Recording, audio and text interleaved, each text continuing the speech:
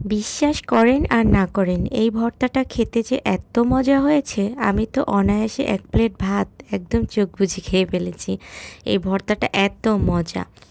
Trust me guys, এই ভর্তাটা যদি বানিয়ে একবার খেতে পারেন তাহলে আমার কথা আজীবন স্মরণ রাখবেন, মানে যতদিন বেঁচে থাকবেন।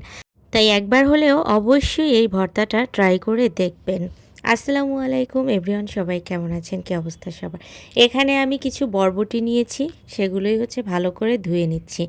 বরবটিগুলো অবশ্যই এই সাইজের করে কুচি করে নেবেন আপনারা। আর সাথে অল্প কয়েকটা চিংড়ি মাছ নিয়েছি, ৫ থেকে ৬টা। আর এখানে হচ্ছে পেঁয়াজ, তারপরে রসুন, কাঁচামরিচ, এগুলোকে আমি হালকা একটু সরিষার তেল দিয়ে ভেজে নিব সুন্দর করে। যতক্ষণ পর্যন্ত এটা ভাজা না হবে ততক্ষণ পর্যন্ত ভাজতে হবে। এর ভিতরে আবার চিংড়ি মাছগুলোও দিয়ে দিয়েছি।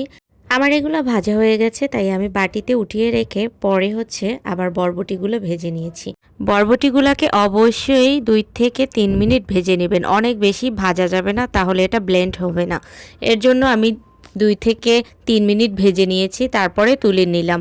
এরপরে কিছু শুকনো লঙ্কা নিয়েছি, আপনারা যেমন মরিচ খেতে পছন্দ করেন ঠিক তেমনই নেবেন। আমি অনেক বেশি মরিচ খেতে পছন্দ করি, তাই ৪ থেকে ৫টা নিয়েছি। এরপরে এটাকে ভালো করে ব্লেন্ড করে নিলাম। ব্লেন্ড করা শেষ হলে আর এই যে বাটিতে তুলে নিলাম। এখানে একটু সরিষার তেল, তারপরে অল্প একটু লেবু চিপড়িয়ে দিয়েছি। হয়ে গেল আমার শীতল ভর্তা। কেমন হয়েছে অবশ্যই জানাবেন।